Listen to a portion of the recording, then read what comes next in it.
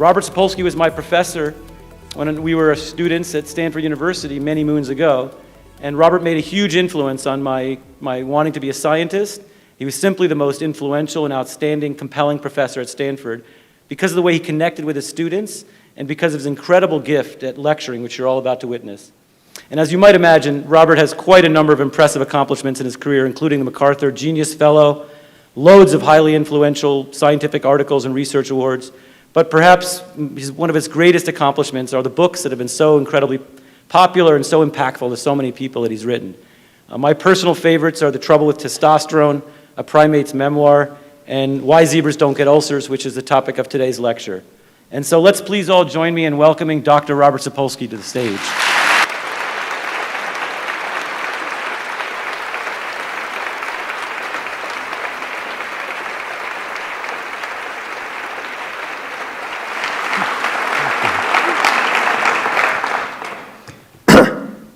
Well, let me start off by saying actually these lights only give me a dim impression that there's a lot of primates out there, so I'm not entirely sure what I'm seeing here, but let me start off by thanking Justin and Peter. It is a delight to be here and a delight to see one's ex-students flourishing and all that sort of stuff amid it making me feel very elderly. Okay, so let me start off. I just got here a couple of hours ago, so I pretty much don't know anyone here, so I feel empowered to ask all sorts of invasive personal questions of you guys. Okay, how many of you here have a family history of heart disease? Cancer, high blood pressure, ulcers, stroke. Wow, there's a hand there that's not even going down between the questions. Okay, that is not good. How many of you have a family history of somebody with a really bad case of leprosy? No hands. How about that cousin you're stuck sitting next to at Thanksgiving, the one going to the bathroom every 10 minutes because of the dysentery? Not that either. How about that extra special relative who is just teeming with liver parasites the size of your fists? Not much there either. And all things considered, this is not very surprising. Very few of us in this room seriously worry about smallpox or scarlet fever. Few of us get malaria during the rainy season. Few of our mothers died in childbirth. Nobody in this room is malnourished. We're not like normal animals. We don't get sick the way normal animals do. We don't die the way they do.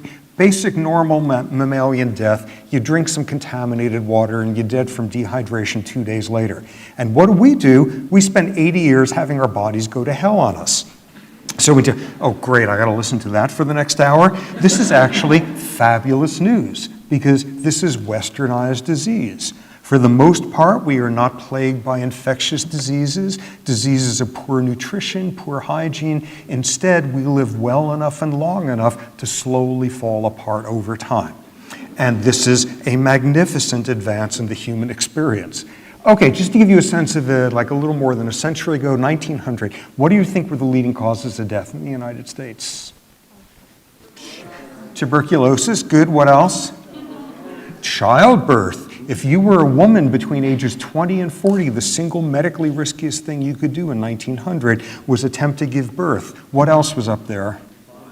Influenza, pneumonia, tuberculosis. Influenza, number one on the list. The flu, nobody dies of the flu anymore. 1918, worst winter of World War I, people being blown out of trenches all over Europe. And if you were sent to the war that winter, your chances of surviving were better than if you got the flu.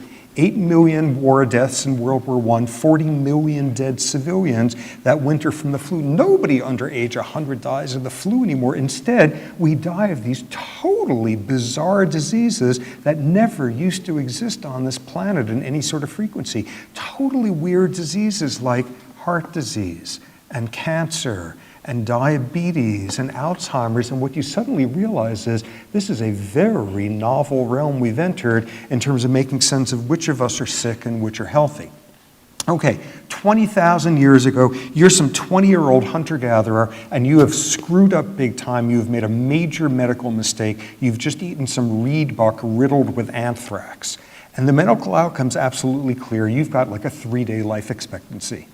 These days, as a 20-year-old, you make a major medical mistake. You decide a healthy diet consists of a lot of red meat and saturated fats and maybe a drink every other day or so. And it's not at all clear what the outcome's going to be. You may be dead in your grave at 50, or you may be running marathons with your grandkids when you're 85. And in lots of ways, the central question for westernized medicine is, so why do some of us last to 50 and some to 85? Some of it's got to do with like nuts and bolts biology, what your liver does with cholesterol or stuff like that. But some of it's got to do with questions nobody ever had to ask before in medicine. Totally bizarre questions like, what's your psychological makeup? Or what's your social status? Or how do people with your social status get treated in your society? Or how about this one? Get the answer to this question and you will have done more good for the health of humanity than anyone since like Jonas Salk inventing the polio vaccine. Why is it that when we feel like nobody loves us, we eat Oreo cookies? Answer that one and you have just solved half the cases of diabetes in this country. This is totally bizarre stuff. That has something to do with which of us are healthy or sick. That has everything to do with it. And what we've entered is this very strange world when we look at the diseases that do us in, these diseases of slow accumulation of damage from lifestyle over time. These are predominantly diseases that can be caused by or be made worse by stress. And most of us in this room will have the profound westernized luxury of dropping dead someday of a stress-related disease. So nonetheless, amid that great news, it's a good thing if that happens later rather than sooner, so it's worth learning about this. Okay, we start off with definitions. I start off with a word I guarantee all of us had in 9th grade biology. With any luck, you have not thought about this word since then. Do you remember homeostasis? Homeostasis, having an ideal body temperature, having an ideal level of glucose in your bloodstream, having an ideal everything, being in homeostatic balance. A stressor is anything in the outside world that knocks you out of homeostatic balance. You're a zebra, a lion has leapt out, ripped your stomach open, and your innards are dragging in the dust, and you still need to get out of there. This counts as being out of homeostatic balance. Or you're that lion who's half starved to death, and if you don't chase down that zebra successfully, you're not going to survive the night. Short-term physical crisis. And what you do at that point is you turn on the stress response. You secrete adrenaline and 11 other hormones I won't torture you with. What you do is you reestablish homeostatic balance. That's all you need to know about the subject if you're a zebra or a lion. If you're human, though, you got to expand the definition in a critical way. Yes, a stressor can be when your body's been knocked out of homeostatic balance. In addition, a stressor can be when you think you're just about to be knocked out of homeostatic balance. If it turns out that you're right, that's great, an anticipatory stress response. Woo, here comes the elephant. Maybe I'll increase my blood pressure now before it stomps me rather than after. That could be very adaptive. On the other hand, if you think you're just about to be knocked out of homeostatic balance and you really aren't about to be, and you think that way all the time, there are medical ways of describing you. You're being neurotic as hell. You're being anxious, you're being paranoid, you're being hostile. Try to describe global warming to a hippo, and it's going to have no idea what you're getting all upset about. But that's the critical point. We do. The critical point of the whole thing is we turn on the exact same stress response as that zebra running for its life or a lion running for a meal, and we turn it on for purely psychological reasons. And that's the punchline of the entire field. That's not what it evolved for. For 99% of beasts on this planet, stress is 3 minutes of screaming terror, after which it's either over with or you're over with. And what do? We turn on the same stress response for 30-year mortgages. And that's not what it is for. And what we see here is this is why we and other really cognitively sophisticated primates are the ones who get mowed over by stress-related disease. This is a system that evolved for dealing with short-term physical crises, and we turn it on for chronic psychosocial stress. Now, listening to this description, something should seem sort of questionable, though. I'm describing, okay, the stress response. You turn this on. If you're a zebra, you're injured, you're bleeding, you're hypotensive, or if you're the lion, you're starving, you're hypoglycemic. These are very different physical states. And one of the things they pound into your head in biology is your body comes up with a very specific solution for a very specific challenge. If you're hot, you don't shiver. Your body does something very differently than that. Yet here's the stress response, which does the exact same thing whether you're injured, starving, too hot, or too cold. Why should you turn on the same stress response in all these circumstances? And this was a question wrestled with by the guy who's officially sort of the godfather of stress and health. This was an Austrian physician in the 1930s named Hans Selye, who started the whole field because he was very smart and very intuitive and very insightful and very creative, and apparently he was totally lame at handling lab rats. And this is how he started the field. Selye was this young assistant professor. He was at McGill University, Montreal, and he was looking for some research project, and some biochemist down the hall had isolated some hormone out of somebody's pancreas or something. Nobody knew what the stuff does. So Selye decides, that's it, I'm going to figure out the effects of this pancreatic stuff on the body. So what do? You go down the hall, you get a bucket load of the pancreatic stuff from your buddy, you come back, and you start injecting lab rats. And apparently, Selye simply was not very good at handling lab rats. So he's in there every day with the rats, injecting the rats and dropping the rats and chasing the rats, and the rats chasing him, and half the morning with a broom getting him out from underneath the sink. Months of this goes by, and he discovers something amazing. All of the rats have stomach ulcers. Selye is euphoric. He's just discovered the effects of this pancreatic crud on the body. It gives you a peptic ulcer. Now, fortunately, being a good scientist, Selye was also running a control group, rats that he's injecting every day with saline instead of the pancreatic stuff. So he's in there with the control rats, injecting them and dropping them, chasing them chasing him. He checks out the control rats, and they all have stomach ulcers. Okay. So your average scientist at this point gives up and goes to business school, but Selye thinks about this, and he says, this is totally screwed. I'm seeing the exact same thing in the controls and the experimentals. It's got nothing to do with the pancreatic stuff. What do they have in common? Well, I'm pretty inept at handling these guys. They can't be having such a hot time here. Maybe what I'm seeing is some sort of non-specific response of the body to generalized unpleasantries. And Selye's insight was to, at that point, systematically expose rats to generalized unpleasantries. Put some of them up on the roof of the building in the winter, or down in the boiler rooms, or rooms with loud noise, or rooms filled with cat pee, or who knows what, and he always sees the same thing. They get stomach ulcers. We know exactly what Selye had just discovered. This was the tip of the iceberg of stress-related disease. And Selye was the guy who popularized what was this obscure term from metallurgy about torsional strain on metals. He's the one who said these animals are under stress, and they turn on certain systems in their body that saves them from the stress, but if they turn it on for too long, you get sick.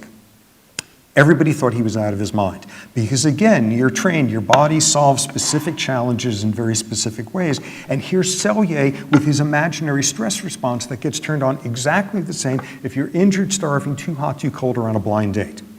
Why should you turn on the same exact stress response in all these circumstances? And it turns out it makes a great deal of sense. Because whether you are that zebra or that lion, if you're going to survive the crisis, there's certain things you need to do with your body. First off, above all else, you need energy. Not energy tucked away in your fat cells for some building project next spring, energy right now to hand to whichever muscles are going to save your neck. And with the onset of stress, you secrete adrenaline and a bunch of other hormones, and they go to the storage sites in your body, your liver, your fat cells. They mobilize energy out of storage form, dump it into the circulation. It's like you go to the bank and you empty out the savings accounts and turn it into cash, circulating glucose, and you hand it over to whichever muscles are going to save you. Makes wonderful sense whether you were that zebra or that lion. The next thing you do makes perfect sense as well. You've just done all this amazing biochemistry and dumped all this energy in your bloodstream. You want to deliver it as fast as possible to your exercising muscles. Your heart speeds up. Your blood pressure increases, your breathing rate, you increase your cardiovascular tone, all is part of the strategy. Get that glucose, get that oxygen to your thigh muscles in 2 seconds instead of 3, you're that much more likely to survive. Now, the next things you do during stress make perfect sense, which is you turn off all the long-term building projects. If there's a tornado due this afternoon, you don't spend the day outside gardening. You don't worry about long-term projects until you know there's a long-term. You shut down everything that is not critical. You shut down digestion. By definition, if you were that lion, you are not staggering up from some all-you-can-eat buffet. And if you were that zebra, the energy you're mobilizing for your muscles, you're mobilizing it from fat cells in just a couple of seconds. Digestion is slow. It takes forever. It costs a fortune. You're trying to avoid being somebody's lunch. Don't worry about digesting breakfast. And we all know the first step of that. Suppose you get stressed speaking in public. What happens? Your mouth gets dry. You've stopped secreting saliva, the first step of shutting down the whole gastrointestinal tract.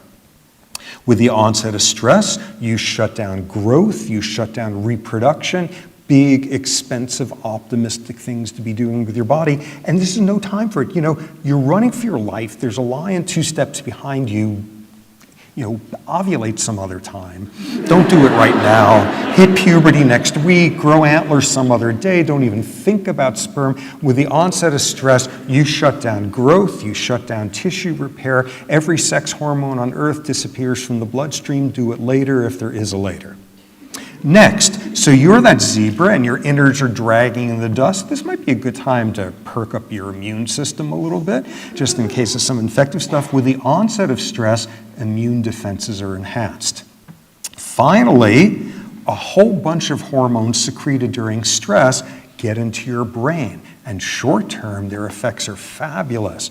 They sharpen memory, they increase glucose and oxygen delivery to your brain. Your sensory thresholds are sharper. You even release this neurotransmitter dopamine, which makes you feel good. Your memory is working. That's that flashbulb memory. Where were you when you heard the news? I'm willing to bet every single person in this room, no matter how long they live, you will all remember exactly where you were when you heard the news that Miley Cyrus was joining the Supreme Court. I mean, some stuff you just file away forever because it's important. Your brain needs to get a signal. This one, do not forget. So what you see here is everything going on here is exactly what you want to do if you're that zebra or that lion. You're mobilizing energy, you're delivering where it's needed, you're shutting off unessentials, you're fighting infections, you're thinking more clearly. All you have to do to appreciate that is look at a couple of weirdo human diseases where people can't do this. One of them is called Shy-Drager syndrome, another one is Addison's disease. These are not diseases where, oh, you're now more at risk for certain cancers. This is like somebody with undiagnosed Addison's goes running for the commuter bus one morning and drops dead from hypoglycemic shock. So we've gotten our first critical take-home message here, which is if you plan to get stressed like a normal mammal, you had better turn on your stress response or else you got about a 30-second life expectancy. For most of us, though, the far more important take-home message revolves around, so what if you're turning on the stress response too often, too long, for purely psychological reasons? And what you get there then is disease at the other end of it. Now, Selye was the first person to wrestle with this issue. Why is it that chronic stress makes us sick? And he came up with an explanation in the 1930s, and it dominated the field for the next 40 years, which was too bad because he was totally wrong. Okay, here's what he thought was going on. Along comes a stressor, knocks you out of homeostatic balance. You turn on the stress response, you reestablish homeostasis, but the stressor goes on for too long. And thus you enter what Selye called the exhaustion phase. You run out of the stress response. Your adrenals run out of adrenaline. Your pituitary runs out of its stress hormones. It's like your military runs out of ammunition, and you're just left defenseless there with the stressor pummeling you.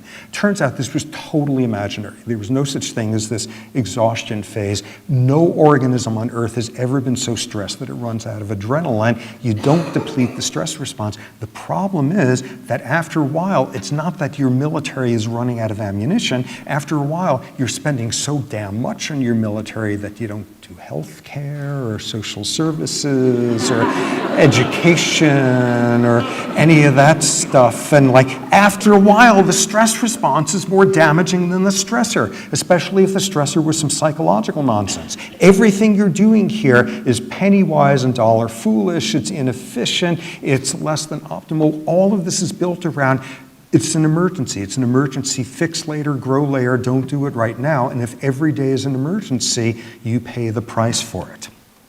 At the metabolic level, mobilize energy because the lion's running after you, no problem at all. Mobilize energy from your storage sites chronically because you're chronically psychologically stressed, and among other things, your muscle mass decreases. Muscle is one of your main energy storage sites. You get atrophy of muscle, myopathy. For extremely complex reasons, you're using your energy really inefficiently. For insanely complex reasons, you're now more at risk for adult onset insulin-resistant diabetes. Now, adult onset diabetes is one of those interesting diseases that our great-great-great-great-grandparents never even dealt with. This is a disease of getting older in a typically westernized way, putting on weight, getting more sedentary, and everything down to the molecular level that goes wrong in your cells with adult onset diabetes. Stress exacerbates the process.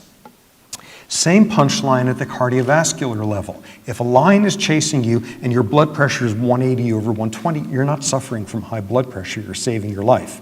On the other hand, if your blood pressure is 180 over 120, every time you're stuck in traffic or something, you're not saving your life, you are suffering from stress-induced hypertension. And you do that chronically enough, and you're going to damage your cardiovascular system. Okay, 30 seconds on stress and heart disease. What's the scenario we all know about? Guy gets horrible news and he's wailing about something and he suddenly clutches his chest in pain, keels over dead, sudden cardiac arrest. This has never happened. This is like a movie plot. This never occurs in real life. Instead, what actually happens requires you to have like arcane knowledge of high school physics explaining why like toilet bowl plumbing wears out after a while.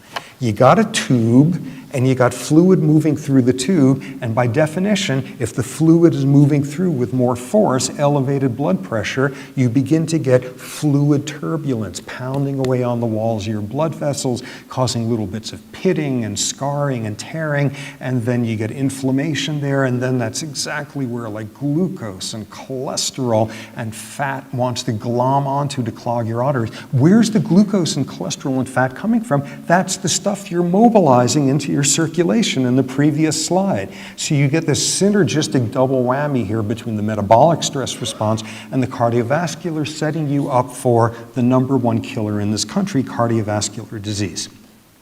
Now, this link between stress and heart disease is so solid that it accounts for the most famous personality profile in all of medicine. And it's one where basically if you're coming out to a lecture on a perfectly nice evening to be outside taking a walk instead, I suspect it applies to like 80% of the people in this room, which is those of us in here who have type A personality. Okay, type A personality. Type A was first described in the 1950s by a pair of cardiologists in San Francisco, Friedman and Rosenman. Here was their original formulation: time-pressured, hostile, impatient, low self-esteem, joyless striving. Okay, like 90% of us. And what they observed back there in the 50s was if this was your personality profile, you were more at risk for heart disease. Cardiologists hated these guys. You're some like Eisenhower cardiologist, and all you're thinking about is like blood lipids and heart valves, and here are these guys saying, no, you need to sit down your patient and talk to them. Christ, who wants to talk to their patients and talk to them and say, okay, so suppose you're in the supermarket and you pick the line that's moving slowly. Do you go berserk at that point. That's got something to do with heart disease? Total resistance to the concept. And it wasn't until the 1980s that enough studies had been done that it became clear type A is for real big time. If you have type A personality, you are more at risk for cardiovascular disease than if you smoke, than if you are overweight, than if you have elevated cholesterol levels, a huge risk factor. Now, what became clear by the 80s was the critical component in the type A profile, the piece that is the one that contributes to the cardiovascular disease. And it's a term now that is used in the field if you have toxic hostility. Toxic hostility, this attributional style where everything that happens around you is proof that they're out to get you more than everyone else, and the only thing to do is watch your back 24/7 and keep a knife ready. This is the style where you're in the supermarket and you've picked the slow line and you want to kill the son of a bitch kid behind the cash register. Come on. How do you know I have a 1 o'clock meeting trying to screw me up? No, don't ask the old lady how she is today. Come on. I'm going to die someday. If this is what you're doing, instead of checking out the Elvis sightings in the National Enquirer, your blood pressure is going to go up. And if this is what you're doing every time somebody could have held the elevator door open for you but didn't, if you're doing this 40 times a day, you're going to pound away at your blood vessels set up for cardiovascular disease. And these days, the main question in that field is, insofar as you are toxically hostile, what's worse for your heart? Expressing those toxic emotions or keeping them repressed inside? What's clear is expressing them is worse for everybody else's cardiovascular health, but what is the cost of repressing strong physiological emotions? So that's an area of a lot of ongoing research. Okay, so that's stress and heart disease. Actually, how did those guys first figure out about type A personality, given how much that was coming out of left field? And I actually got to hear this story some years ago out of the horse's mouth himself. Meyer Friedman, the cardiologist who first described type A, died a few years ago in his early 90s, saw his last patient a week before he died, was working full-time at a cardiology unit, UCSF Medical Center. As he used to say, I'm still type A, but I'm a type A tortoise now. And here's the story he would tell. In the 50s, he and his partner had this cardiology practice. Everything was going great, except for this one weird thing, which is they were spending a fortune having to reupholster the armchairs in the waiting room. What's this about? Who knows? Whatever. It's part of the overhead. Every month this upholsterer comes and there's a chair or two that needs to be fixed. 1 month, the upholsterer is out on vacation. Replacement upholsterer comes in, takes one look at the chairs, and discovers type A personality. He says, what is wrong with your patients? Nobody wears out chairs this way, and they have one of them left. And as you can see here, the front 2 inches of the armrests and the seat cushions are totally shredded, and the rest of the chair is perfectly fine. It's like every night there's like dwarf beavers in there clawing away at their chair. What is this? This is the type A profile. This is somebody with type A personality. This is what they do to a chair when they're waiting in the waiting room with their cardiologist to hear if there's bad news or not. This is not just figuratively, but literally sitting on the edge of your seat and squirming and clawing and all of that. This is what somebody who's type A does to a chair in that circumstance. Okay, so what happens at that point if science is working right? And Friedman should grab him and like, good God, man, what you've discovered, or like midnight conferences between upholsterers and cardiologists, or teams of idealistic young upholsterers sweeping across America and coming back with the news that no, you don't find chairs like these in podiatrists' offices. That's what should have happened. What happens instead, here's where 90-year-old Dr. Friedman starts looking all sheepish. He says, I told my nurse, get this man out of here. I'm this important cardiologist. I can't waste my time with him. Give him his damn check. Get him out of my face. He was too type A to listen to the guy. And it wasn't until about 5 years later that he collaborated with these psychologists, and back came the type A profile. And they said, oh my God, the upholsterer, he was right. To this day, they have no idea who that guy was. Now let's see, it is late afternoon in San Francisco. I'm willing to bet there's some bar in San Francisco right now where there's like this 110-year-old retired upholsterer.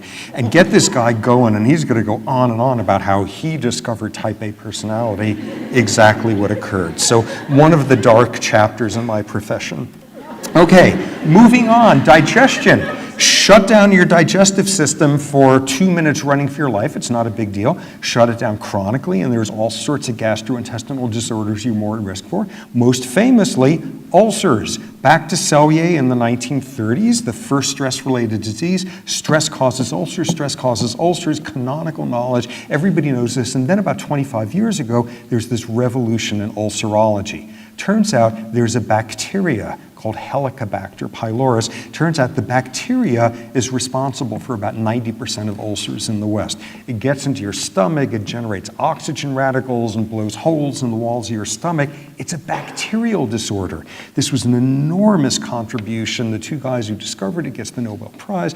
Amazing. The evening this is announced, every gastroenterologist on earth goes out that evening and celebrates. This is the greatest news they've ever heard because they're not going to have to sit down their patients and make eye contact and say, if you have any stress, it's got nothing to do with stress. Here's some antibiotics, get out of my office. It's got nothing to do with stress. It's got everything to do with stress because only 10% of people with the bacteria get the ulcer.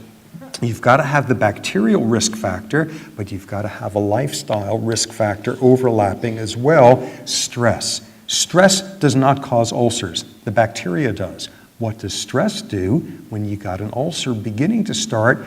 Your stomach's reasonably good at repairing it, at rebuilding the wall there before the ulcer gets troublesome unless you're chronically stressed. And every day your stomach walls are saying, do it tomorrow, do it tomorrow. It feels like we're being chased by a predator. Psychological stress shuts down the reparations there. So here we have a classic example of interactions between the organic causes of disease and the psychogenic. Stress is still very relevant to making sense of ulcers. Next, growth. Shut down growth for 3 minutes while you're running for your life, not a big deal. Our theme by now, shut it down chronically. This can be problematic, especially if you were a kid. All kids are big long-term building projects. And if for reasons of psychological stress, you keep saying, do it tomorrow, do it tomorrow, you can impair growth. And at an extreme, you have one of the truly bizarre outposts of medicine, a disease of kids who stop growing for reasons purely of psychological stress, known as psychogenic dwarfism, psychosocial dwarfism, stress dwarfism. These are kids who are years behind the normal growth rates, and there's no disease. They're not malnourished. There's no parasites. You check their bloodstream. There's like no growth hormone. You give them synthetic growth hormone. Nothing happens. The whole system is shut down. And at that point, you start poking around in their background, and often out comes some appalling psychological stressor. And the amazing thing is, get them out of that stressful setting, technical term, do a parentectomy on them, and growth will resume at that point. This is incredibly well understood how this works. Open up any textbook of endocrinology, go to the chapter on growth, and I guarantee there will be the obligatory picture of the stress dwarfism kid. You know, those pictures of stunted kid who's like naked in front of the growth chart with a rectangle over the eyes, and turn the page, and I guarantee there's the obligatory follow-up picture. The kid in a different environment 2 years later, he's like 6'14", he's playing for the NBA. It's everything's, you know, there's still the rectangle and nakedness, but everything else gets better. And what you see there is, this is the system with an amazing capacity to recover. Remarkable cases of this. For example, this was a case report a few years ago. This was a child brought in from an extremely abusive psychological setting into New York Hospital with stress dwarfism, and is documented in the paper. At the time he came into this pediatric unit, 0 growth hormone in his bloodstream. Over the next few months, he became very close with one nurse there, and this was like the first normal emotional relationship of his life. After a couple of months, normal growth hormone levels for his age. At that point, the nurse goes on vacation. By the end of her 2-week vacation, he's back down to 0. Nurse comes back. A week later, he's back up to there. Think about this. The rate at which this child was depositing calcium in his bones could be entirely predicted by how safe and loved he was feeling in the world. You can't ask for a much better example of what's going on here affects every outpost in the body. Now, the issue with stress dwarfism, amid people understanding exactly which hormones are doing what, the issue, of course, becomes how common is this disease? If you were shorter than average and you were not obviously malnourished as a kid, are you a victim of stress dwarfism? Did your parents do that to you? No, this is not like, oh, very stressful childhood, we were moving all the time. This is not like acrimonious divorce. This is nightmare psychopathology. This is the police and the social workers breaking down the door of an apartment and finding the kid chained to the radiator and smeared in excrement and just nightmare stuff, and get the kid out of that setting and there's recovery. The clinical consensus is this is a once-in-a-career disease that you see extremely rare. Except it's not so rare. It pops up all over the place. Kids in war zones, kids in areas of civil strife. A research assistant of mine and I think we've got the data to show that kids who wound up in the Japanese-American internment camps in World War II had mild stress dwarfism. It pops up all over the place. One classic study in the 60s, looking at rites of passages from cultures all over the planet. Rites of passages, in one culture they take you out of the desert and stake you down and cover you in poison ants, and some other culture you play the piano for your grandmother and her friends, or whatever's done in your tribe. They did like 80 tribal comparisons, they controlled for genetics. Back comes the finding, stressful rites of passages during the first few years of life, 2 inches shorter as an adult. Big effect. Let me tell you about the single creepiest example of stress dwarfism I've ever heard of. If for some inexcusable reason you ever find yourself reading chapter after chapter about growth hormone, you're going to notice there's a weird thing, which is a lot of the chapters make reference to Peter Pan. Some quote from Peter Pan or some snide comment about Tinkerbell. I'd seen this for years. I had no idea what this was about until one day I stumbled on an explanation. And this was a chapter about the psychological regulation of growth, and it was talking about stress dwarfism, gave the following case history. 8-year-old boy growing up in Victorian England in the 1870s. One day he sees his beloved older brother killed in front of him in an accident.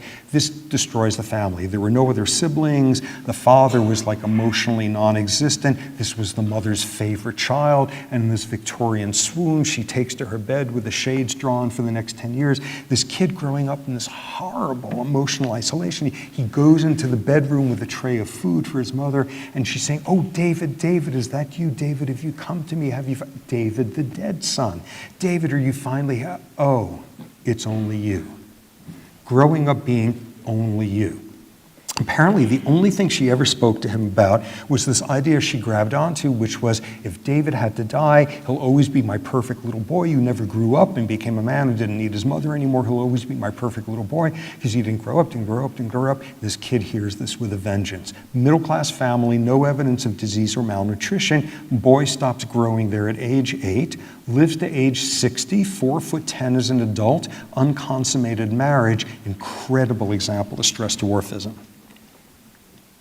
And then the chapter concludes by informing us that as an adult, this was the author of the much beloved children's classic, Peter Pan. This was J.M. Barrie, the guy who wrote Peter Pan, who was incredibly screwed up. This guy, all he did was crank out book after play after novella about boys who die and come back as ghosts and marry their mothers. His private journals were full of sadomasochistic fantasies about little boys. This guy spent the rest of his life dealing very unsuccessfully with his stress dwarfism. So think about that the next time you see Johnny Depp up on a movie. Okay. Next, reproduction. Your gonads are not going to be working very well if you were chronically stressed. If you were a female mammal of virtually any species, if you were chronically stressed, your cycles will become irregular, lengthened, they may stop altogether. Stress-induced amenorrhea, stress-induced anovulation, and people understand exactly how those work, which hormones are working at the brain, at the pituitary, at the ovaries, at the uterus to shut things down. Let me tell you about one of those steps, because it's got to do with a very weird thing that female mammals do, including human females, which is they secrete a certain amount of male sex hormones into the bloodstream. Hormones that are related to testosterone, androgen-type hormones. They come out of the adrenal glands, not a ton of the stuff, maybe 5% the levels you would see in the male. Nonetheless, you got to get rid of it. Unfortunately, female mammals come with this enzyme in fat cells that takes circulating androgens and does biochemistry 101 and converts them to estrogens. Great, perfect, problem solved, everyone lives happily ever after. What if you're stressed? What if you're stressed like the locusts have come and eaten your crops and you're subsisting on 800 calories a day? What if you're slowly starving? Your fat stores are slowly getting depleted. And at some point, you have too little functional fat cells to do the androgen to estrogen conversion. One problem is there's now a little bit less estrogen in the bloodstream. Bigger problem is the androgen levels build up there, and that shuts down every step in the system. That's why starvation shuts down ovulation. That's why voluntary starvation, anorexia, does the same. And that's why some women who do massive, massive amounts of exercise will stop ovulating as well, because you get below a critical fat-muscle ratio there. Now, this is something that's been studied at length. In girls, for example, it's always studies of very serious ballet dancers or gymnasts. What you see is significant delay in the onset of puberty. One study, for example, this was done on the Olympic gymnastics squad from Romania, you know, those 60-pound 15-year-olds getting the gold medals all over the place. What was the average age at which these kids started menstruating? 19. 12 and a half is the Western average. Once hitting puberty, women who do tons of athletics, is best studied long-distance runners, women who run an average of 40 to 50 miles a week, that's typically the range where fat stores are getting below threshold, where you begin to have ovulatory irregularities. I can tell you the exact same story about men. Men who run 40, 50 miles a week, sperm count goes down, there's mild testicular atrophy. Okay, wait a second, I thought exercise was good for us. Exercise is good for us, and in fact, a lot of exercise is very good for us. That doesn't mean, though, that an insane amount of exercise is insanely good for us. It means at some point, too much of a good thing is just as bad as too little. You've passed a point of homeostatic balance. And all you need to do to get an appreciation for that is imagine you sit down some hunter-gatherer from the Kalahari Desert and say, you know, where I come from, we have so much food and so much free time that sometimes we'll just go run 26 miles in a day for the sheer pleasure of it. And they're going to say, are you crazy? That's stressful. I mean, throughout hominid history, if you're running 26 miles in a day, either you are very intent on eating somebody or somebody's intent on eating you. This is not normal physiology. So we get a cautionary note here. Meanwhile, over at the male end of things, with the onset of stress, down go testosterone levels. Anesthetize a guy, slice into his belly for surgery, 10 minutes later, testosterone is plummeting. First-year male medical students during exam periods, down go testosterone.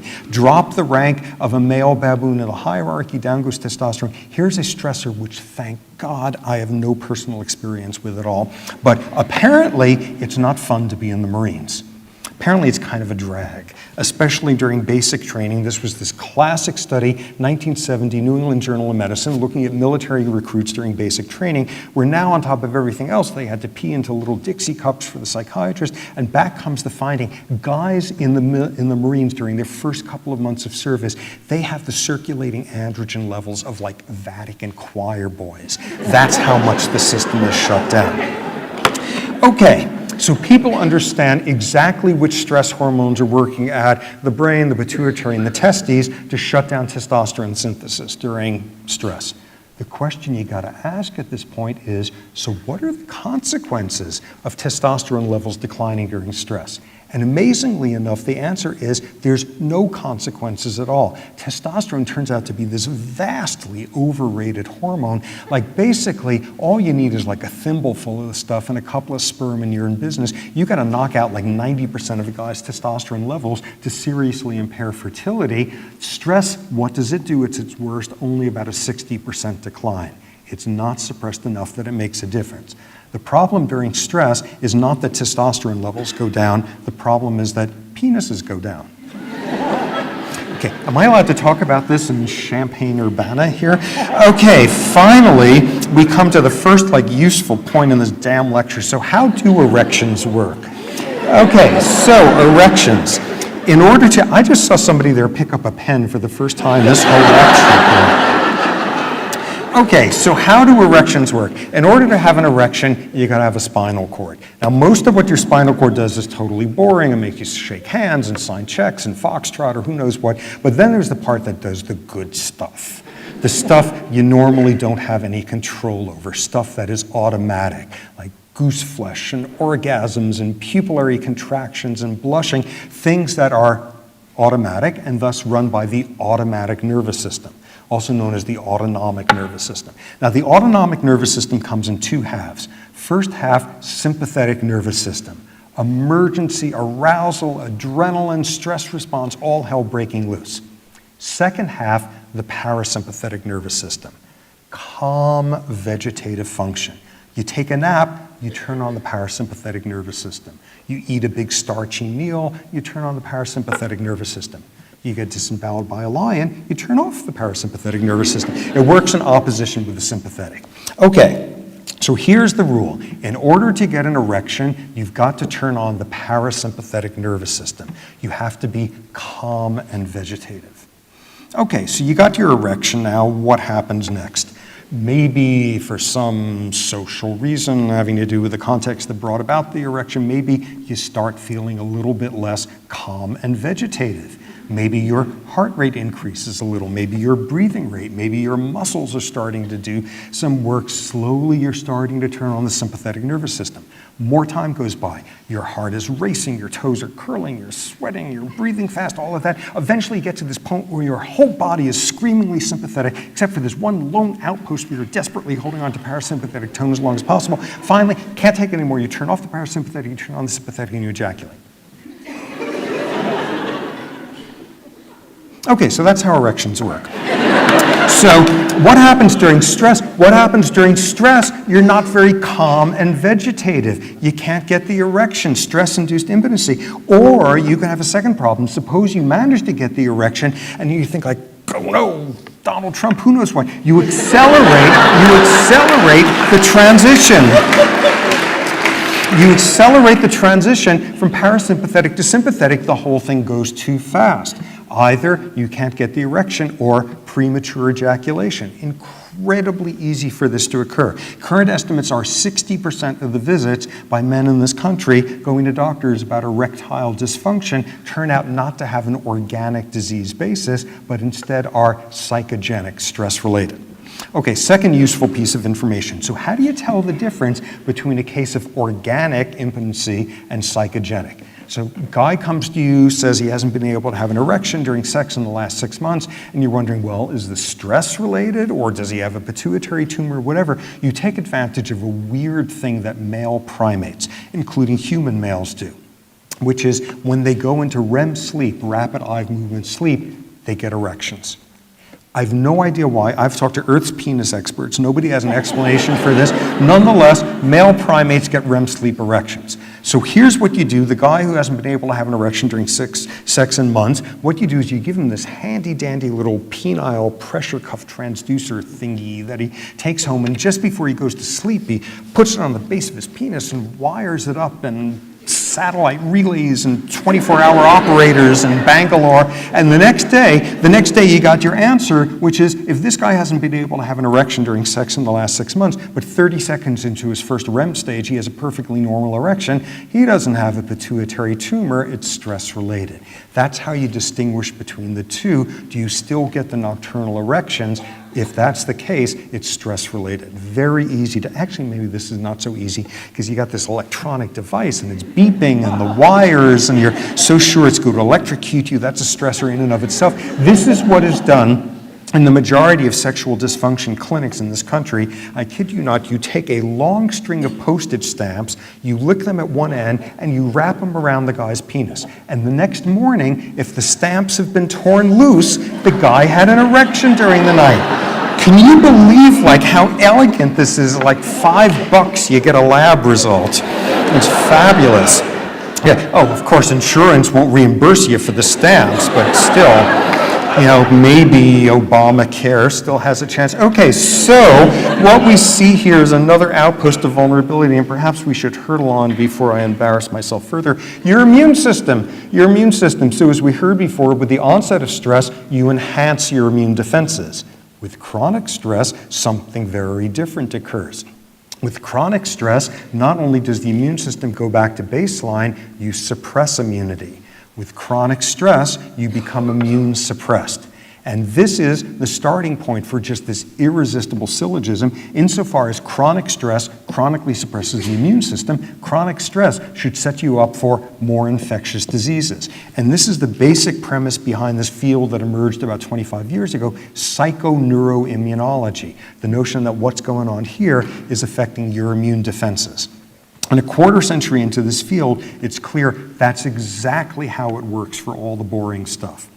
When you are under stress, the common cold becomes more common. You are at more risk for mononucleosis, for herpes viral flare-ups, reactivation. What's far less clear is what about bigger realms of infectious disease? How about if you have AIDS? Your immune system declining. If you're severely stressed, does it decline even faster? Jury is out on that one. It seems to have to do with personality type as an intervening variable. How about the biggest one on everybody's list when it comes to worrying about disease? So what's the relationship between stress and cancer? And everybody knows the answer to that, which is cancer is a stress-related disease. Stress can cause you to have cancer. Stress can cause you to come out of remission from cancer. Stress can accelerate the growth of tumors. Everybody knows about this sufficiently so that some years ago there was a study in JAMA, Journal of the American Medical Association, looking at women who had just gotten a metastatic breast cancer diagnosis where they were asked, so what do you think is the cause of your cancer? And by more than a 2-to-1 margin, the most common answer was stress. Too much stress in my life. Stress has virtually nothing to do with cancer. There has never been a decent prospective human study longitudinally that shows that stress increases the risk, reoccurrence, or growth rate of any type of tumor when they're well controlled. There have been all sorts of studies showing how stress can accelerate tumor growth in lab rats. We know how it works. My lab did some of that work, but it turns out these are types of cancers that are completely irrelevant to human cancer. This is a realm where there's not much connection at all. Amid all those things on the right sides of these charts, you need to worry about this is one domain where you don't.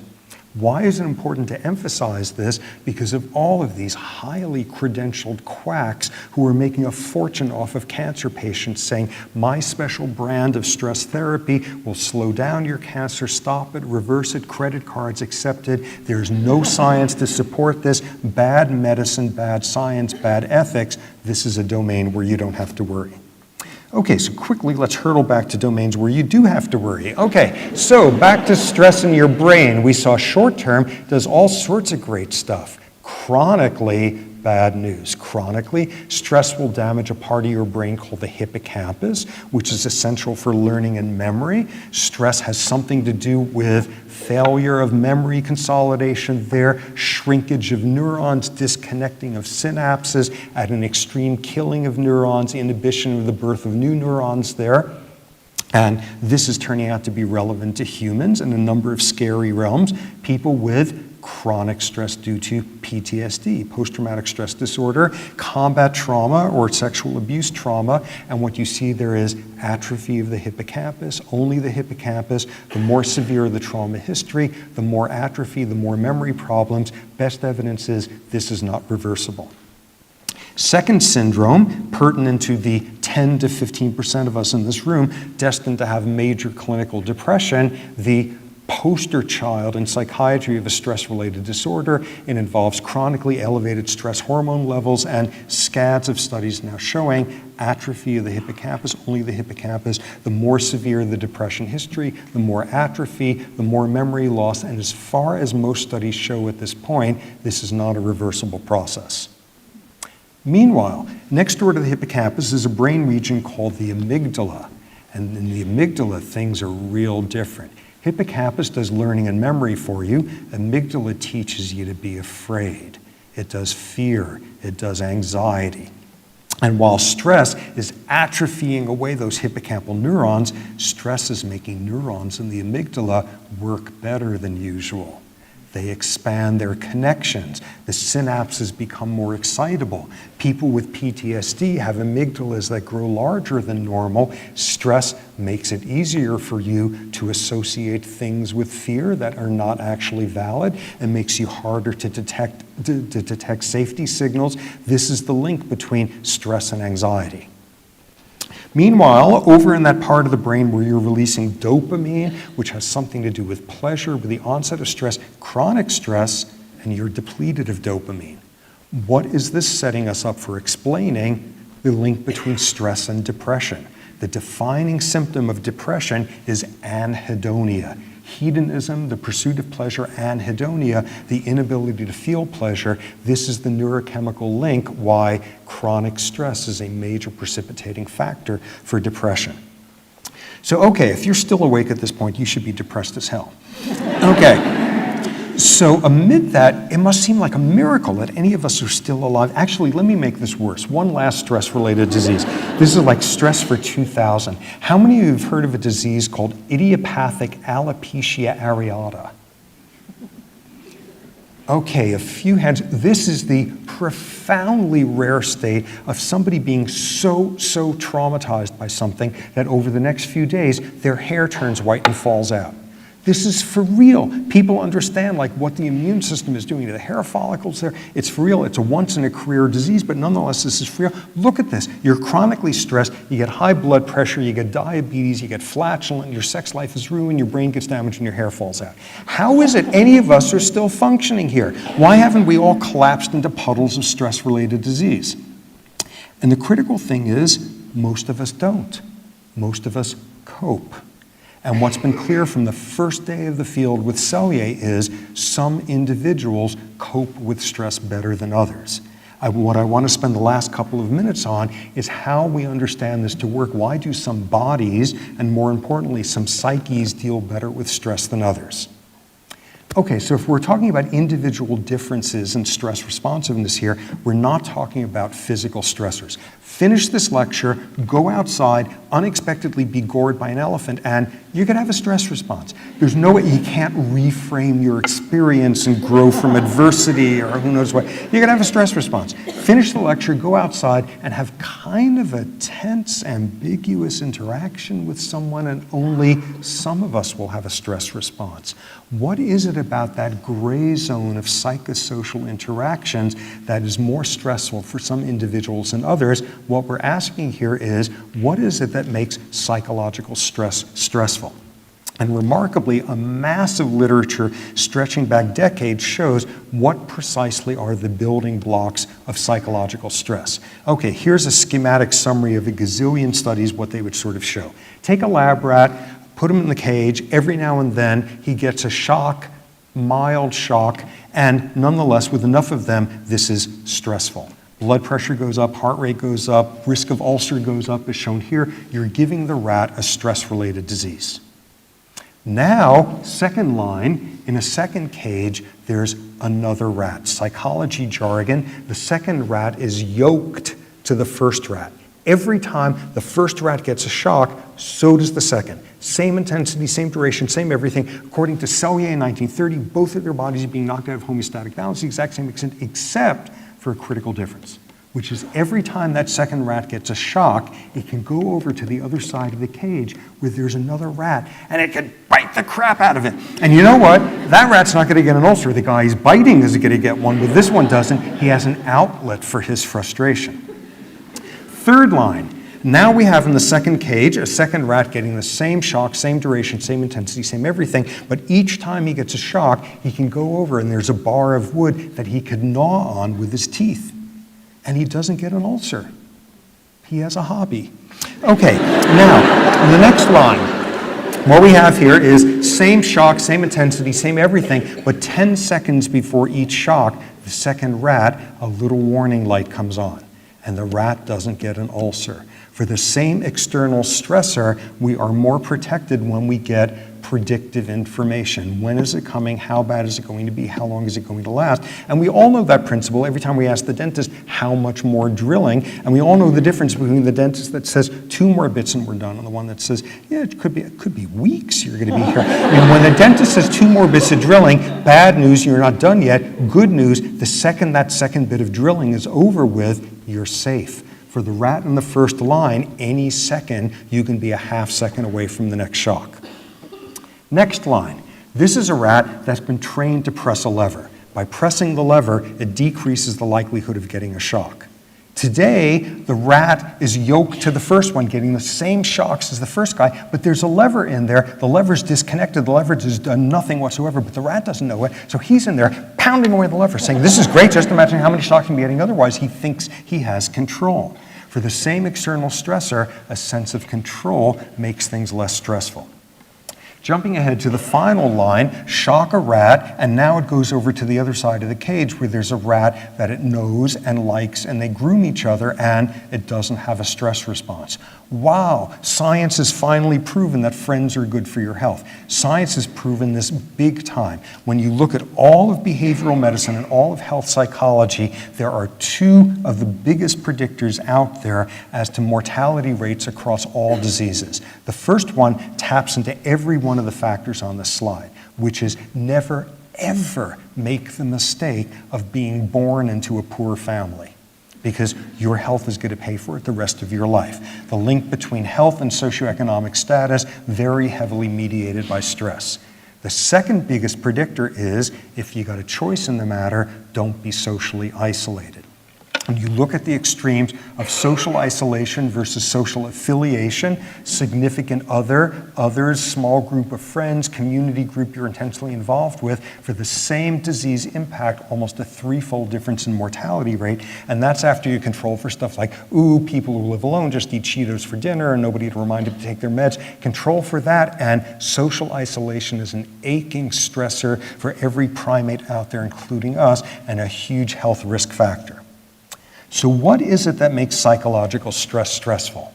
For the same external misery, you are more likely to feel subjectively stressed, more likely to turn on a stress response, and more at risk for stress-related disease if you feel like you have no control, no predictability, no outlets for the frustration, if you interpret things as getting worse, and you have nobody's shoulder to cry on.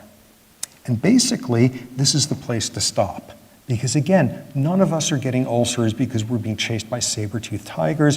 None of us are ever going to have to wrestle people for canned food items and bombed out supermarkets. Instead, we are going to have this luxury of living well enough and long enough amid our psychological stressors to pay the medical cost. And that's the critical point at the end. To the extent that we are smart enough to have invented these psychosocial stressors and then stupid enough to have fallen for them, we all have the potential to instead be wise enough to keep them in perspective. So on that note, thank you for your attention and good luck with your stressors.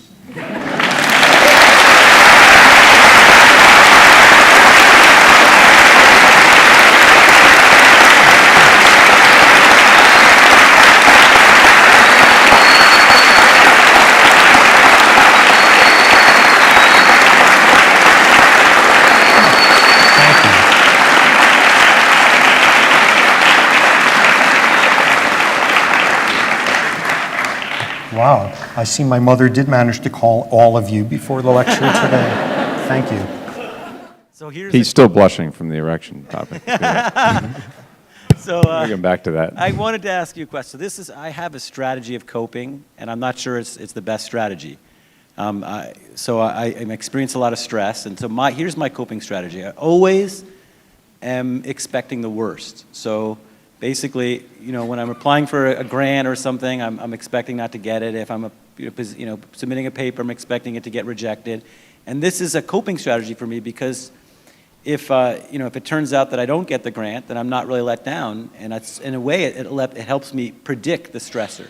But on the other hand, I'm thinking about it. I'm thinking, well, then I'm always constantly thinking about the worst, and it's kind of a pessimistic attitude. So basically, my question is this a bad strategy? Yes. I would recommend first just taking out your adrenal glands, that would probably be more effective. Okay, what we have here is the difference between bad outcomes and unpredictable outcomes. The problem with always expecting the worst is you're probably not really expecting the worst. You're expecting maybe your grant won't get a good score. You're not expecting to be disemboweled by your grant review committee. So it's a moderately bad outcome that you're now expecting. And the trouble is, when something good happens, it's good, but what it also tells you is, hey, I thought I understood how the world worked, and my model as to what cause and effect is about here is not quite so great, and I blew it on expecting something good to happen. Maybe I'm blowing it also on expecting the really bad stuff to happen. The unpredictability there outweighs the goodness of it. And various classic studies have shown that under circumstances where you give rats a bigger food pellet than they expected for this amount of lever pressing, good news, but whoa, they thought they understood how the world works within the right parameters. That's more stressful because it's telling them they don't really understand how the world works.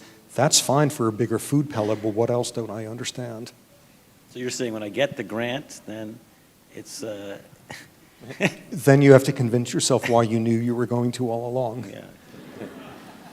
I have a question that maybe reframes the topic, which is we look at stress and its consequences, and there's the inverse of stress, which is a sense of well-being or flourishing. And I'm curious in your research if you looked at that, and perhaps it's doing these four things really well, but is there a body of work that you can point to, or you're motivated to study around people who seem to be flourishing, who live longer, who seem to cope better?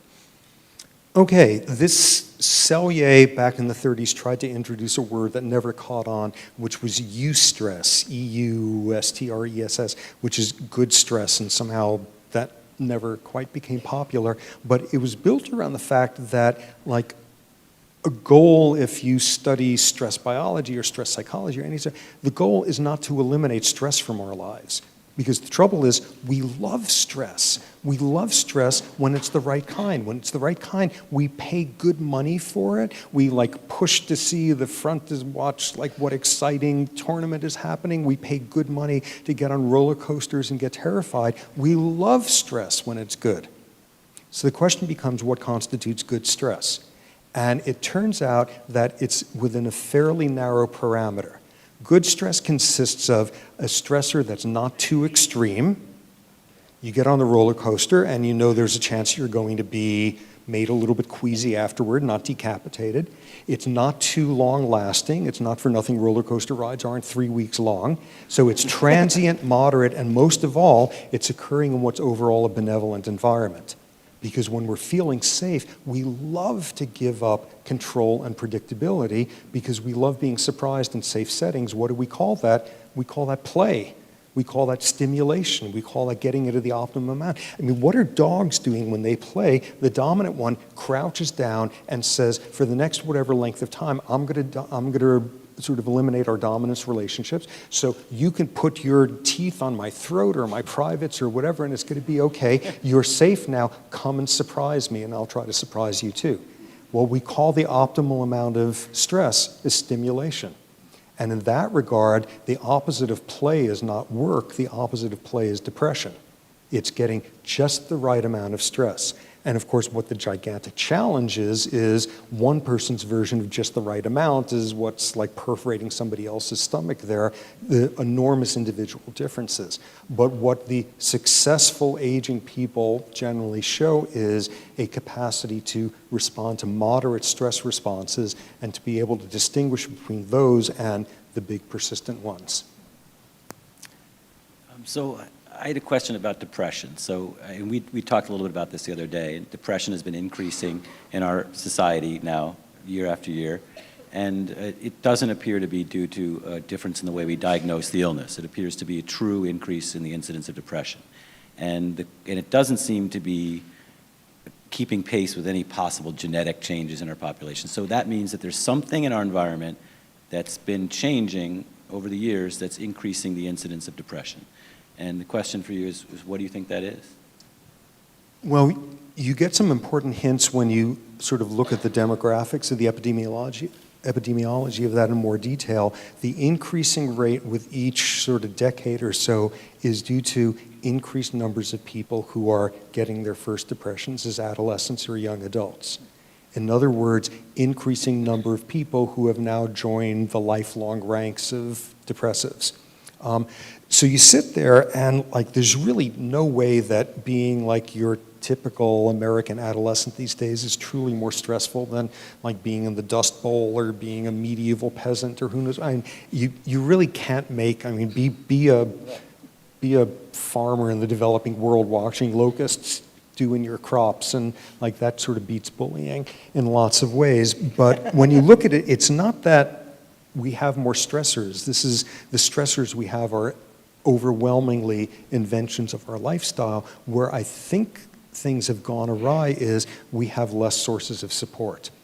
And I think that takes two forms. One is I'm the last person on earth to start spouting Norman Rockwell sort of stuff, but the rate of divorces and the disintegration of the traditional nuclear family or anything that falls for stability in a family, that has to be a big factor. The other is this incredibly American God-given right that we all expect, which is to be able to be mobile and anonymous. We are more than any country in the world. We live further on the average than where we were born. We move more frequently. We have a lower likelihood of knowing the names of our neighbors.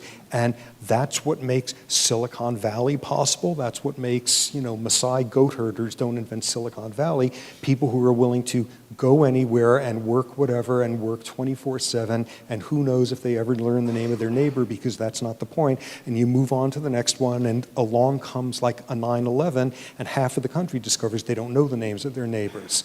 And that's the trade-off. All of us want this right. We have more unlisted phone numbers back when that was something in common than in any other country on earth. More mobility. We want to be able to move, and we want to be anonymous, and we want to be able to come up with a new persona and a new accent and a new name and a new who knows what. And then we discover we have none of the traditional primate forms of social support.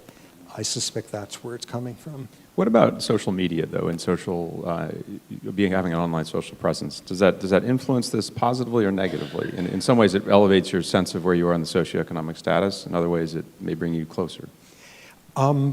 All things considered, and as the father of two teenagers, I think it's basically awful what it does, because it opens up all sorts of venues, people and circumstances and things you never even knew existed before can now make you feel crappy about yourself and diminished and insecure and not adequate and not up to measure. And what it also does is train you to mistake the most fruit fly level of model systems of what passes for human sociality for actual real connectiveness. But how do I really feel about it? Many of you may not know I'm an investor in social media, so I feel like this is it's important. I was just kidding.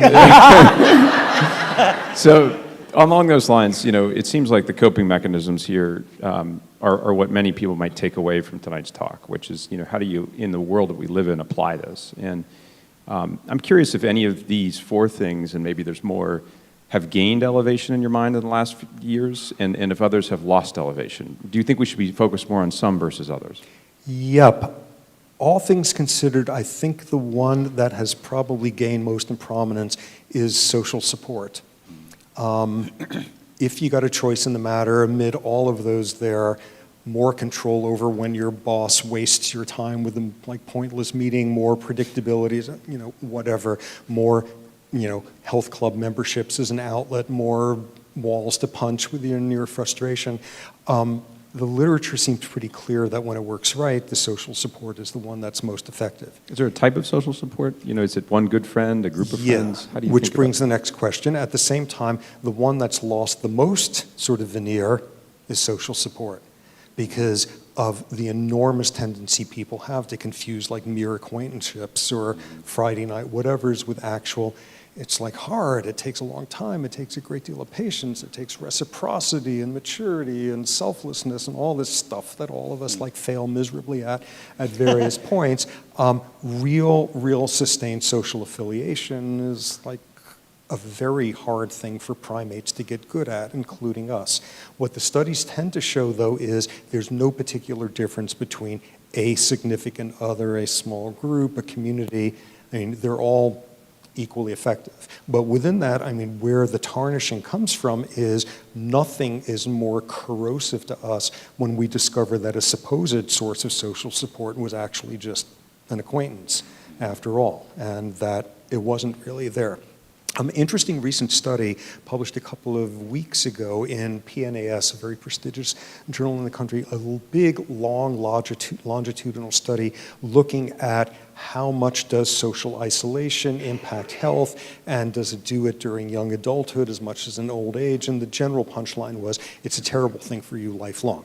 And this is like a standard finding in the literature, quantitative measures. How many people do you talk to on a regular basis? How many people could you borrow money from? How many organizations do you a quantitative measure? What was unique about this study was they also took qualitative measures. They asked people to assess on some scale how much support do you get from the people closest to you? How much strain do you get from the people closest to you? And back came the first finding, which is the quality of the relationships trumped quantity far more in terms of impact on health. But what was really the most interesting thing in the study was if you have the choice in the matter between making a new, close, supportive friend or getting rid of that high-maintenance friend who's been like you've needed like a hole in the head for the last 30 years, the source of strain was more of an adverse effect on health than source of support being a good thing on health, which I thought was extremely interesting. So I'm going to ask one last question, and then what I'd like to ask the audience, if they would like to ask a question, to go to the microphones on either side. My last question is about antidepressants. So as you know, antidepressants are widely prescribed, and many of the big clinical trials that have been done with these antidepressants, like SSRIs, as you know, have failed, suggesting that the antidepressants don't do any better than placebo. However, if you talk to any clinician or psychiatrist who prescribes these medications or people who take them, they will swear that they work. And so my question to you is, one, do they work? And two, is there any chance we're going to get out of the dark ages in terms of how they work? Yes and no. I think the dark ages are going to be there for a long, long time. I think the reason why, on the average, 1/3 of major depression patients fail to respond to antidepressants, and another third respond but give up on them because of the severity of the side effects.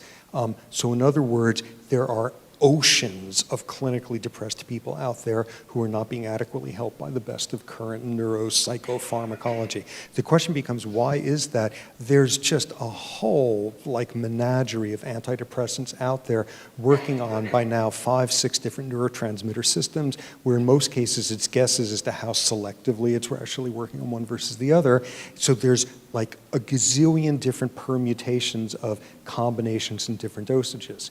At the same time, as with like every interesting human disease, it's actually a whole bunch of different diseases and heterogeneous, and people have such a poor sense at this point. You get your average clinician, of course, thinks that they're better than the average clinician, and what they also think is that they have a good intuition. This kind of depression responds best to this combination, have this much of drug A, this much of drug whatever, and this mixture, and because I saw one fantastic response once. And it's sheer, well, I'll try to find a good term for it. It is a posteriori theorizing as to how these things work. It's like an amazingly complex system, like lose a parent to death when you were a child, and 60 years later you were more at risk for this disease. Like throw one medication in there and you expect that to be able to do it. It's going to be a long, long time. Nonetheless, amid that pessimism and amid the considerable side effects of these drugs and the fact that God knows what neurological costs we're going to discover down the line from 50 years of SSRIs or whatever, and oh my God, nonetheless, an unmedicated major depression is one of the most life-threatening diseases on earth. The drugs with all their side effects are a really miserable solution these days, but they're far better than the alternative. So in the last few minutes, are there any questions on the side? Can't see if people are over there or not. We have one, okay.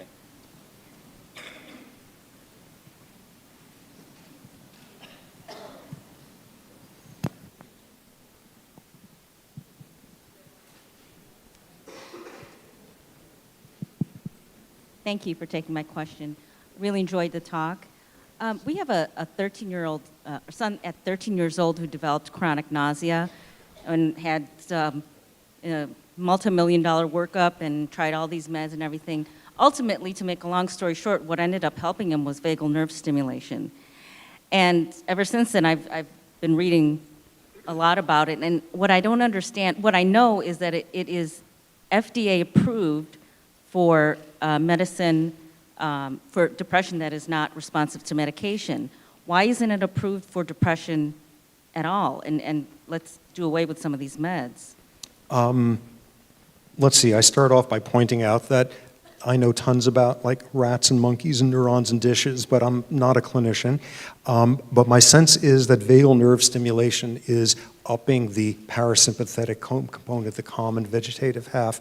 And there's drugs that will do it as well, and it happens to be more effective this way.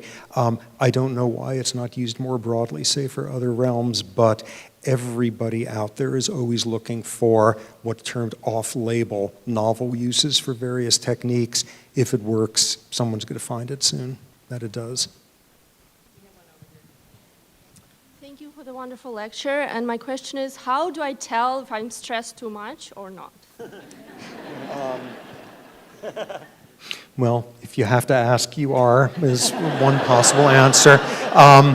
More useful one, maybe a different way of framing it is, so what are, amid all the different, from common to incredibly arcane diseases that are stress sensitive, what are the most vulnerable spots? Where are the canaries in the mine shaft?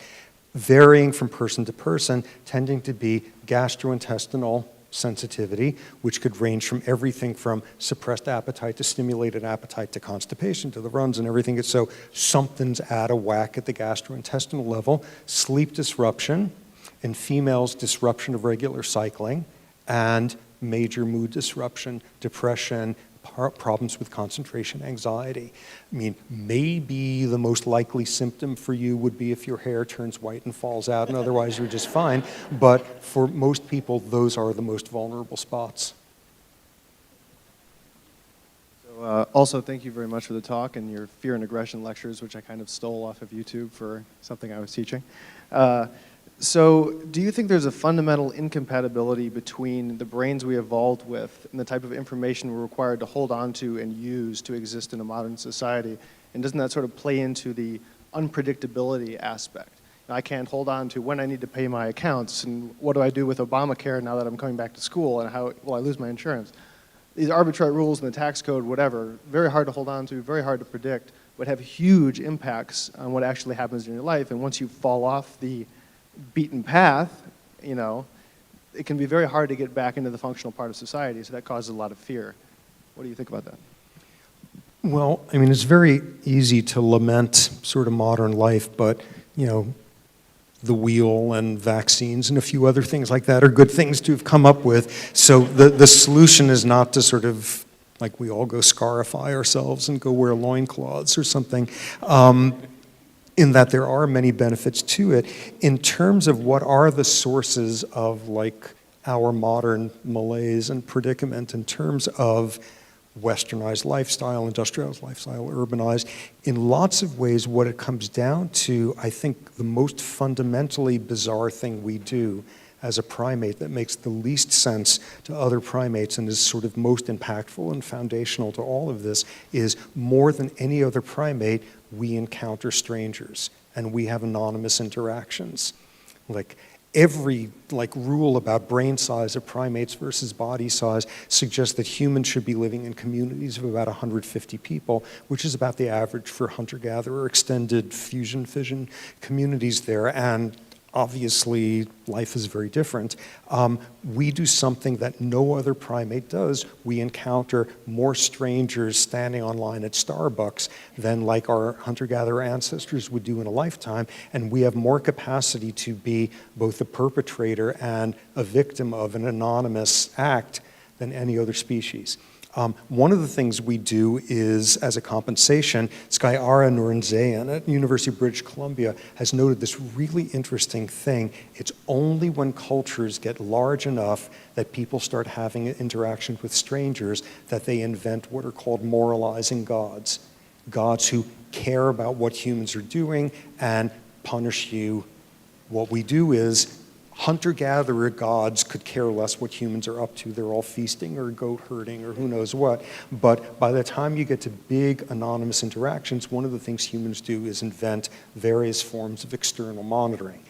But on the most fundamental level, what happens when you are interacting very often with strangers is you don't understand what their motives are. And on a certain level, that's reduced to, okay, you're in trouble with the IRS. Oh my God, stressor, what's stressful about it? This person can make a decision that could either be benign for you or could make you miserable for years to come. And you don't know who their grandparents were. You don't know what circumcision ceremony they went through or what I mean, who knows what. But mainly, dealing with strangers means that you're dealing constantly where you don't know what people's motives are. And the control and predictability aspects just come roaring to the forefront then. I'm sorry, we only have time for one more quick Can we question, do- and then Justin, you can wrap it up. Okay, can we have one question? Peter's going to say one question. Is that okay? And then at the end of this, we do have a book signing outside if people want to meet Robert. So we'll take one more question here, and then we'll finish with Peter's question. Hi, thank you. I had a good time tonight. It was fun coming. My question is in relation to procrastination. So I'm a huge procrastinator. I'm sure a lot of people here are. And in part, I really enjoy it because when I know that I'm under pressure, I get things done. And, you know, I'm able to grade those papers faster for my students and so forth. So I'm wondering what the impact of that is on health outcomes.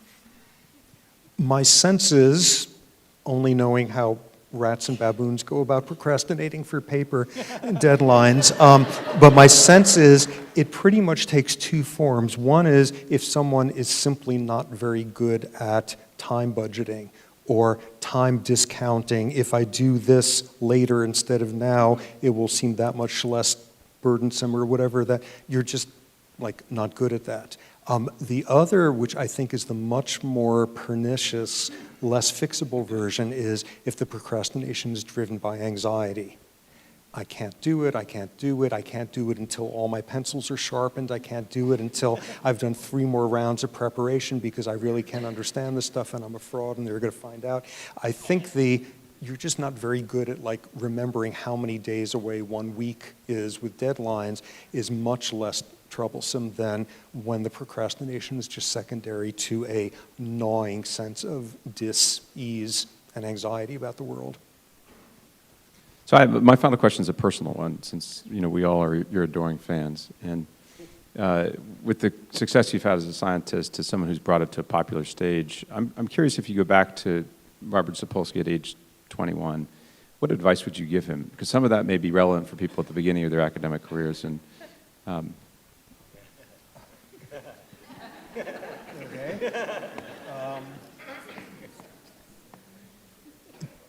two answers which are actually intertwined. And the first one will seem very sort of blindered in terms of the research. When I was 20, I started doing my field work in Africa with baboons, and for about 30 years afterward, I spent my summers there back and forth, going back to the same animals, interested in what your social rank has to do with what stress-related diseases you have.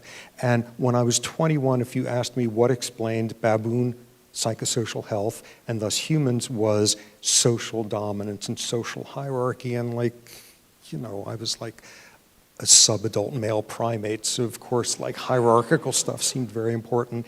And it took me about 20 years in my work to realize the social support factors and the personality stuff was far, far more important. So it would have saved me about 20 years of work to have mentioned that to myself at that time. But in the broader sense, what I think winds up being exactly the same answer is I wish if I could talk to my 21-year-old self and actually be convincing, it would be to have been less ambitious. Dr. Robert Sapolsky, thank you.